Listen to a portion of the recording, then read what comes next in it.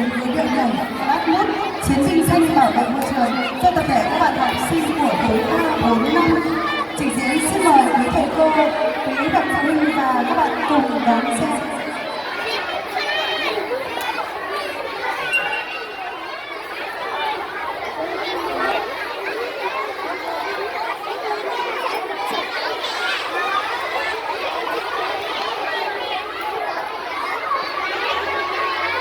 Ở trước lớp thì có cả cây Mai Thảo Kiệt ấy, em chụp chị Lý Kiều ảnh, mẹ đã danh mẹ nó bận, chị chúc chị bận thay quần áo rồi nhé, chị Lý Kiều.